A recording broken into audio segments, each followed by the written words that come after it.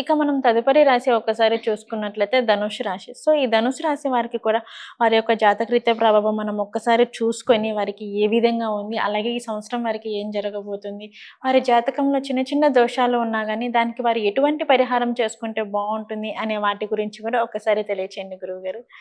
ఇక్కడ ధనురాశి అంటే మూల నక్షత్రం 1, 2, 3, 4 పాదాలు, పూర్వాషాఢ నక్షత్రం 1, 2, 3, 4 పాదాలు, ఉత్తరాషాఢ నక్షత్రం ప్రథమ పాదం. ఈ 9 నక్షత్ర పాదాల్లో జన్మించిన వాళ్ళందరినీ కూడా మనం ధనురాశి జాతకుల కింద పరిగణిస్తాం. ఇక్కడ ధనురాశి జాతకుల విషయానికి వచ్చేటట్లయితే సహజ సిద్ధంగానే వీళ్ళకి ఏలినాటి పీరియడ్ అయిపోయింది. ఏలినాటి పీరియడ్ అయిపోయింది అని అంటేనే వీళ్ళు మంచి ఉచ్చ స్థితికి వెళ్ళబోతున్నారు అని అర్థం. అయితే వీళ్ళు ఎక్స్పెక్ట్ చేసిన స్థాయికి ఇంకా వీళ్ళు వెళ్ళలేదు. అంటే మంచి స్థితికి వెళ్ళారు, వెళుతున్నారు, ఇంకా ఉంది. అది ఎప్పుడు వెళతారంటే ఈ 2024వ సంవత్సరం ఆగస్టు తర్వాత వీళ్ళు పట్టిందల్లా బంగారమే అవుతుంది. పట్టిందల్లా బంగారం, ముట్టిందల్లా ముత్యం అంటే ఏది పట్టుకుంటే అది బంగారం అవుతుందని కాదు, ఏ పని చేసినా ఖచ్చితంగా సక్సెస్ అవుతారు. వీళ్ళు సహజంగానే ఏదైనా ఒక పని చేయాలనుకున్నప్పుడు చాలా ఫోకస్డ్గా చేస్తారు, ఆలోచించి చేస్తారు, ఆచితూచి చేస్తారు, కొంత న్యాయం ధర్మాన్ని దృష్టిలో పెట్టుకుని చేస్తారు. అలాగే సమన్యాయం పాటిస్తారు. తమ్ముడికో న్యాయం, తనకో న్యాయం ఇట్లా ఉండదు. వాళ్ళు ఎంతసేపటికి న్యాయం ఏదైతే అదే చేద్దామని ఉద్దేశంతో ఉంటారు. ఏ విషయానైనా నిర్మోహమాటంగా కుండ బద్దలు కొట్టినట్టు చెప్తారు. అలాగే వీళ్ళ యొక్క ఫ్రాంక్నెస్ ఏదైతే ఉంటుందో, నిజాయితీ ఏదైతే ఉంటుందో అది మంచి ఉపయోగానికి వచ్చేటువంటి కాలంగా ఈ క్రోధినామ సంవత్సరాన్ని చెప్పవచ్చు. ఇక్కడ కారణం ఏమిటి అంటే గురుడు 6వ రాశిలో ఉన్నాడు, శని 3వ రాశిలో ఉన్నాడు, అర్ధాష్టమ రాహు సంచారం జరుగుతోంది, దశమంలో కేతువు సంచరిస్తున్నాడు. అధిక భాగం ప్రధానమైన గ్రహాలు శుభ ఫలితాలను ఇస్తున్నాయి. అలాగే గ్రహణాలు గురు శుక్ర మౌఢ్యాలు ప్రధానమైనటువంటి ఫలితాలు నిర్దేశిస్తున్నాయి.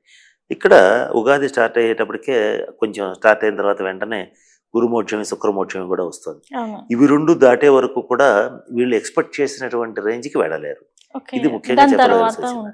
అది ఆగస్టు నాటికి ఈ ఇబ్బందులన్నీ వెళ్ళిపోతాయి. ఈ శూన్యమాసాలు ఇవన్నీ వెళ్ళిపోయినప్పుడు ఆ ఆగస్టు నుంచి వీళ్ళు అనుకున్న స్థాయికి చాలా సునాయాసంగా వెళ్ళగలుగుతారు. ఇంట్లో శుభకార్యాల నిమిత్తం ఖర్చు చేస్తారు. గతంలో చేసిన రుణాలని అనా పైసలతో సహా తీర్చేస్తారు. ఎవరికన్నా రుణం ఉంటే వాడిని పిలిచి మరీ డబ్బులు ఇచ్చి పంపిస్తారు. అరే నేను గతంలో తీసుకున్నాను, ఈ డబ్బు తీసుకుని వెళ్ళిపో అని చెప్పి ఇచ్చేస్తారు. అంత మంచి స్థితి వీళ్ళకి వస్తుంది. నమ్ముకున్న వాళ్ళని, నమ్మిన వాళ్ళని చక్కగా ఉచ్చ స్థితికి తీసుకెళ్ళగలుగుతారు. ఇటువంటి శుభ ఫలితాలు ఉన్నాయి. ఇక 6 గురుగ్రహ సంచారం నడిచినా దాని వలన వీళ్ళకి పెద్ద ప్రమాదం ఉండదు. శత్రువుల్ని జయించగలుగుతారు, శత్రువులను కూడా మిత్రులుగా చేసుకోగలుగుతారు. కాబట్టి అది కూడా ఇబ్బందికరమైనది ఏం కాదు. 3 ఉన్నటువంటి ఈ శని వీళ్ళకి అద్భుతమైనటువంటి శుభ ఫలితాలు ఇస్తున్నాడు. ఇక చతుర్థంలో ఉన్నటువంటి రాహు మాత్రం అప్పుడప్పుడు తల్లిగారికి కానీ లేదా వీళ్ళకి కానీ వీళ్ళ జీవిత భాగస్వామికి కానీ కొంత అనారోగ్య సూచనలు ఇవ్వటం, అంటే కొంత ఎలర్జీస్ రావటం, కొంత back pain, joint pains, knee pain అంటే ఈ కాలి మడం దగ్గర నొప్పి, ఇటువంటివన్నీ ఎక్కువగా మజిల్ క్రాంప్స్, నరాలకు సంబంధించిన బలహీనతలు ఇటువంటివి ఇచ్చే పరిస్థితి ఉంటుంది. మానసికంగా కూడా కొంత అన్నీ ఉన్నా కూడా కొంత ఆందోళనకు గురవుతుంటారు, అంటే కొంత బాధపడిపోతుంటారు. ఇది కొంత రాహుకేతువులకు సంబంధించిన ఇబ్బంది. ఇది పోవాలి అని అంటే మాత్రం రాహుకేతువులకు సంబంధించిన శాంతి పరిహార క్రియలు జరిపించుకోవాలి. సర్పక్షేత్రాలను సందర్శించాలి. అంటే మోపుదేవి, శ్రీకాళహస్తి, నాగర్కోయిల్ లాంటి సర్పక్షేత్రాలను సందర్శిస్తే తగిన శాంతి పరిహార క్రియలు జరిపించుకుంటే రాహుకేతువులకు సంబంధించిన ఇబ్బందులు అనేటువంటివి తొలగిపోతాయి.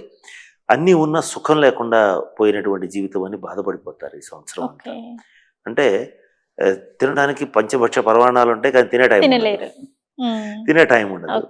కొంతమందికి తినే టైం ఉన్నా తిన్నా అరిగించుకునే పరిస్థితి అట్లా అవుతుంది అనమాట. అట్లా కొంత సుఖం లేని జీవితం అనేటువంటిది కొంచెం బాధపడుతుంటారు తప్ప రాజయోగం అయితే మాత్రం బలంగా ఉంది.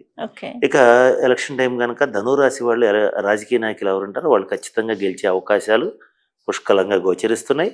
ఇక సాఫ్ట్వేర్ రంగంలో ఉండేటువంటి వాళ్ళకైతే బాగోలేదు. విదేశీ ప్రయాణాలు అయితే అనుకూలిస్తాయి. ఈ సాఫ్ట్వేర్ రంగంలో ఉండేటువంటి వాళ్ళు దేశ విదేశాల్లో ఎక్కడున్నా కూడా కొంత ఇబ్బందికరమైన పరిస్థితే, అందులో సందేహం లేదు. కళాకారులకి, కవులకి, గాయకులకి, లెక్చరర్స్కి, టీచర్స్కి, అలాగే దేవాలయాలు, గ్రంథాలయాలు, ఆధ్యాత్మిక రంగంలో ఉండేటువంటి వాళ్ళందరికీ అద్భుతంగా ఉంది. ఆలోచించుకోవాల్సిన అవసరమే లేదు. ఇవన్నీ కూడా ఎక్కువ శాతం బాగుంది. విద్యార్థులకి విద్యాయోగం పుష్కలంగా ఉంది. మంచి ర్యాంక్స్ వస్తాయి. నిరుద్యోగులకు ఉద్యోగం వచ్చి తీరుతుంది. ఇటువంటి శుభ ఫలితాలు అనేటువంటివి ఏర్పడుతున్నాయి. ఇక ఈ ధనురాశి వాళ్ళకి కలిసి వచ్చేటువంటి రంగు పసుపు రంగు, గంధం కలరు, లేత నీలం రంగు బాగా కలిసి వస్తాయి. వీళ్ళకి అదృష్టాన్ని ఇచ్చేటువంటి సంఖ్యలు 3, 6, 9. అలాగే వీళ్ళు పూజించవలసినటువంటి దైవం దత్తాత్రేయ స్వామిని పూజించాలి. కలిసి వచ్చేటువంటి వారం మంగళవారం, గురువారం బాగా కలిసి వస్తాయి వీళ్ళకి. కనుక వీళ్ళు ఈ కలిసి వచ్చేటువంటి విషయాలను దృష్టిలో పెట్టుకుని చేసేటట్లయితే చక్కటి శుభ ఫలితాలని పొందగలుగుతారు. వీళ్ళు మరిన్ని శుభ ఫలితాలు పొందటం కోసం అమ్మవారిని ఆరాధించండి. రాహుకాలం నాడు కనకదుర్గ అమ్మవారిని దర్శనం చేసుకోండి, లేదా కనీసం శుక్రవారం నాడు కానీ గురువారం నాడు కానీ అమ్మవారిని సందర్శించటం, ఖడ్గమాల జపించటం అంటే చేసుకునగలిగితే చాలా మంచిది, లేదా చేయించుకుంటే ఇంకా మంచిది. కనుక రాహుకేతులకు సంబంధించిన శాంతి పరిహార క్రియలు జరిపించుకునేటట్లయితే చాలా బాగుంటుంది. ఉద్యోగస్తుల కంటే కూడా ఇక్కడ వ్యాపారస్తులకి చాలా బలంగా ఉంది. పెద్ద కాంట్రాక్టర్స్, బిల్డర్స్ కూడా మంచి స్థాయికి వెళ్ళేటువంటి పరిస్థితి ఉంటుంది. గోల్డ్ వ్యాపారస్తులకి ఇంకా బాగుంది. వెండి వ్యాపారం చేసేటువంటి వాళ్ళకి బాగుంది. కనుక ఆల్మోస్ట్ ఆల్ అన్ని రంగాల వాళ్ళకి బాగుంది. కొన్ని రంగాలు బాగాలేదు కనుక వాళ్ళు తగిన శాంతి పరిహార క్రియలు వాళ్ళ వ్యక్తిగత జన్మ జాతక రీత్యా చేసుకుంటే సరిపోతుంది. వివాహం చేసుకునేటువంటి వాళ్ళకి మాత్రం కొంచెం అతి ప్రయత్నం మీద వివాహం అవుతుంది. మొదటి ప్రయత్నంలో సక్సెస్ కాదు కానీ రెండవ ప్రయత్నంలో ద్వితీయార్థంలో సక్సెస్ అయ్యే అవకాశం ఉంది.